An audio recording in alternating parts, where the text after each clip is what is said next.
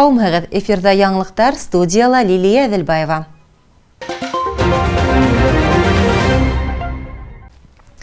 Рәсәйҙең 11 төбәгендә 75 урында ҡош киҙеүенең ныҡлап көсәйеүе асыҡланған.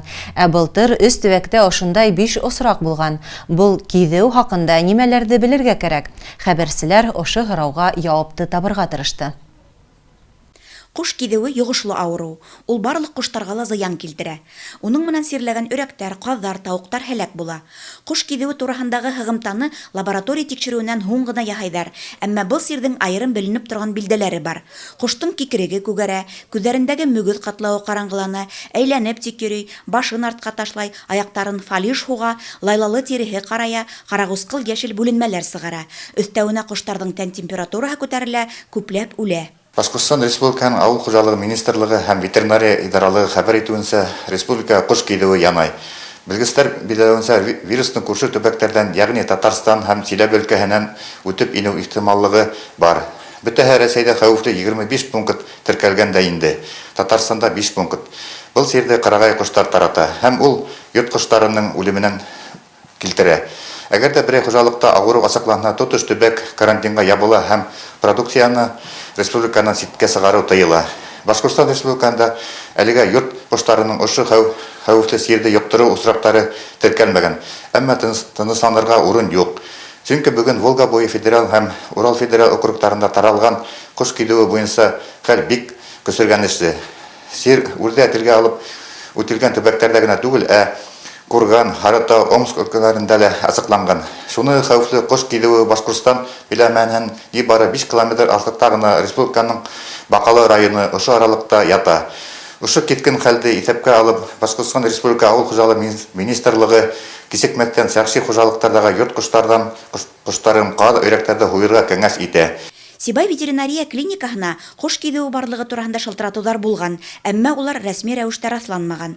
Сир таралмаһын өсөн ябай ҡағиҙәләрҙе үтәү мөһим. Исемдәре ят булған етештереүселәрҙән ҡош-ҡорт өсөн аҙыҡ һатып алмағыҙ. Баҙар, магазин кәштәләренә барып ятҡан барлыҡ продукция ветеринария белгестәре тарафынан тикшерелә. Ә урамдағы осраҡлы кешеләрҙән ҡош ите һатып алмағыҙ. Әгәр ниндәйҙер сәйер билдәләр барлығы асыҡланһа, ветеринария хеҙмәтенә шылтыратығыҙ. Баймаҡ районы һәм Сибай ҡалаһының ветеринария станцияһы ҡала һәм район халҡына Башҡортостандың ауыл хужалығы министрлығы һәм ветеринария идаралығының ҡош киҙеүен иҫкәртеү буйынса сараларын мотлаҡ үтәргә саҡыра. Иң беренсе сиратта йорт ҡоштарын бикләп тоторға, һыу объекттарына сығармаҫҡа кәрәк, сөнки сир тап ҡарағай ҡоштарҙан йоға. Киҙеүҙең ҡайһы бер штамдары, мәҫәлән H1N1 кешегә йоғорға мөмкин. Улар нигеҙҙә ҡоштан кешегә, бик һирәк осраҡта кешенән кешегә йоға. Респиратор вируслы сир температура күтәрелеү һәм ҡаҡырыҡ сығыу рәүешендә үтә. Гөлдәр Ҡадаева, Александра Юрина, Руслан Көмөшҡолов, Любовь Карпова. Яңылыҡтар өсөн. Көндәр һалҡынайтыу менән кешеләр йылытыу приборҙарын ҡуллана башлай. Әммә күптәрҙең мейес яҡҡанда, газ ҡорамалдарын, электр приборҙарын тоҡандырғанда янғын хәүефһеҙлеге ҡағиҙәләрен үтәмәүе һәләкәткә килтерә.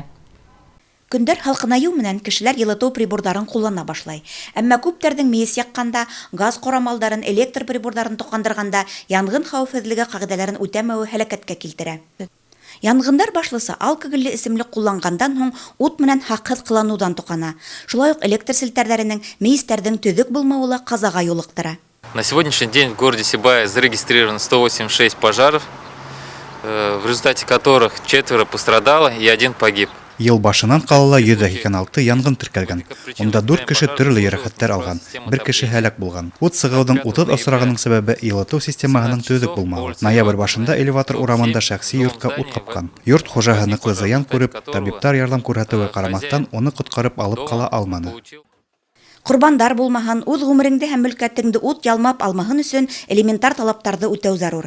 Шәхси йорттарҙа, баҡса өйҙәрендә йәшәүселәр йылытыу миҙгеле башланыр алдынан мейестәрен һәм төтөн тартыу юлдарын ныҡлы тикшерергә тейеш. Газ ҡорамалдарын тоҡандырғанда ла бик һаҡ булырға кәрәк.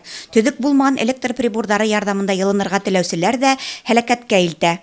Айырыуса май ярҙамында йылытылған электр ҡорамалдарын туҡтауһыҙ эшләтергә ярамай. Оҙаҡ эшләүҙән май аҡһа, шартлау булыуы ихтимал. Билдәле, шартлау булған ерҙә янғын да сыға. Һаклау изоляциялары кителгән яки бөтенләй булмаган бозык розеткаларны куллану да хәвефле. Ихаталарның асык майдандарында тиз кабына торган шыйксаларды, газ баллондарын калдыру уга та куркыныс. Уважаемые граждане, в связи с понижением температуры воздуха, Хөрмәтле каллаштар, көндәр халкынайды, газ электр корамалдарын токкандырганда, мейес якканда бик хак булыгыз. Янып яткан мейесте бөтөрмәенчә сыгып китергә, уларды балаларга ышанып калдырырга ярамай. Билдәле, күп кенә янгындарның азагы үлем менән тамамлана. Һәлакәтте булдырмау һәр кемнең яуаплылыгына бәйле. Балаларыгызны ут менән эш итәргә өйрәтегез. Әгәр дә күрше тирәгездә янгын хәвефе сыгару менән янаусылар бар икән, был хакта янгын хагы бүлегенә хәбәр итегез. Гөлдар Кадаева, Руслан Көмешкулов, Любовь Карпова, яңалыклар өчен. Башкортстанда һәләтле укучылар исәбеннән республика башлыгы стипендиаттарының исемдәре билдәле булды. Уларның арасында безнең Сибай егете лә бар.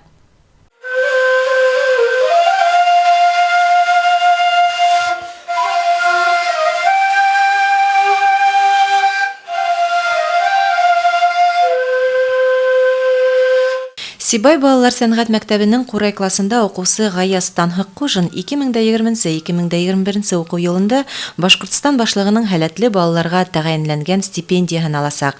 Мәгариф милли проекты секторындагы дәртләндерү сараһына 4нче класс укучысы иҗади казанышлары өчен лаек булган. Картатайым, Курайда уйнай, өләсәем, Кумызда уйнай. Шуннан мин уйнайм, атай-әсәем уйнамай. Кырымда мин Курайда уйнаным, еще бейенем, 2-нче урын алып кайттым. Мәскәүдә мин тоже 1-нче урын алгайным. Уфала 1-нче урын алдым. Мин Мәскәүгә барып, Баянда Курайда уйнап, залды тултырып уйнап кайттым. Шул минем хаялым. Төрле кимәлдәге конкурс ярыштарда катнашып, беренчелек яулай ул. Укуында ла һынатмай. Стипендиат булыр өчен был мөһим укытучысы Илмир Нәдерголов. Гаяз тумыштан һәләтле бала. Уның талантын үстерергә генә кирәк укытучысы. Сәнгать мәктәбендә 4 яшеннән шөгыльләнә башлаган Гаязның елдан-ел иҗади кызыксынуы арта, үсешә. Музыка коралларында уйнау һәләте камиллаша. Ул тырышып яңаннан-яңа көйләр өйрәнүен дәвам итә. Мин балалар сәнгать мәктәбендә 2003 елдан алып эшләйм. Гаяз минең 2нче стипендиатым, 1нчене Борангулов Әнвәр лайык булгайны. Гаязга килгәндә инде тырыш, талапсан укучы. Без Гаяз менән бик күп бәйгеләрдә катнашып, призлы урыннар яуланык.